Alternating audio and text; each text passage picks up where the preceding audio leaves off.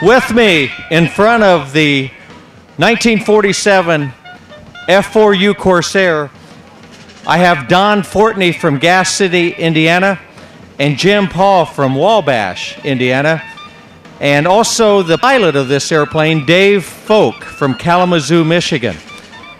Don, you served in Korea on a carrier, one of the worst winters you ever experienced, and you launched these F4U Corsairs. Right. You never thought you'd see one in Marion, Indiana, and here it is sitting on the ramp. Tell me how you're feeling. Well, I tell you, it's just absolutely amazing. I never thought that 60 years ago, when I walked off the aircraft carrier for the last time, that I'd ever see one again. But here, when this thing come in yesterday afternoon, it was just an absolutely beautiful thing. Brought back a lot of memories. Okay. You used to launch these. You told me you carried chocks for these. How heavy were those chocks? About 60 pounds. And they were adjustable. Do you think you can help us get this airplane ready to fly today? I rather doubt it with this cane. I don't know whether I want to give that a shot or not, Dre.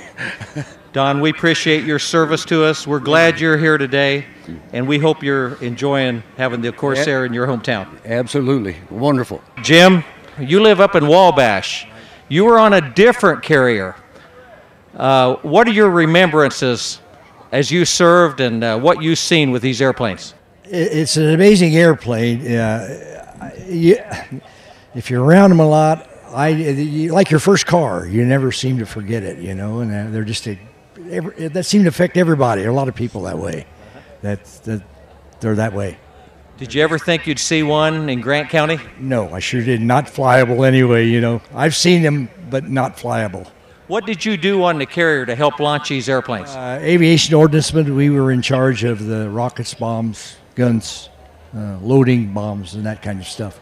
These airplanes used to come back in all different kind of conditions. Right, yeah, right. A few holes in them, mud on the bottom of them. And one quick story, you said on a maneuver, you saw one go out, had a little engine trouble.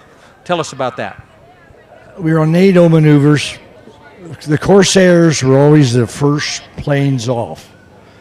And we were down getting flight quarters, plane up, fires up, gives it the gas, goes about 50 feet, and it starts sputtering. You can't put on the brakes and stop. So it went off of the bow, disappeared, and here you've seen it out of ways, come up and lose, up and lose. It was clipping the top of the waves, so in the water, and it finally went in. The pilot was okay. Jim, I was watching you when that airplane taxied up. Tell me what you're feeling. A lot like Don, he's a little teary-eyed, really. They're amazing plane. It's just hard to describe. Don Fortney and Jim Paul, thank you for your service, gentlemen. Dave, you've been involved in these Warbirds a lot of years. I have, Ray. I've been involved with Warbirds for over 30 years now, and I'm proud to be back here in Marion. This is actually my third time here in Marion. About, 12 to 15 years ago, I brought the Ford Tri-Motor from Kalamazoo. Then the next year, I brought the T-28, and it's good to bring a piece of history this year with the F4U Corsair. Well, this F4U Corsair, very rare. It is. As far as we know, there's only 24 of them in the world still flying. There were 12,500 of them produced between 1939 and 1952. It was the longest production military aircraft built until the F-14. And really, two of this model, but there's not very many total Corsairs out there flying. That's correct. This model is a Dash 5. They made the Dash 1 through the Dash 7. This being the Dash 5 is the largest of the Corsairs that were produced. This has had a dual two-stage supercharger in it, so it's a little bit longer than any of the others, and it was used as a high-altitude reconnaissance aircraft.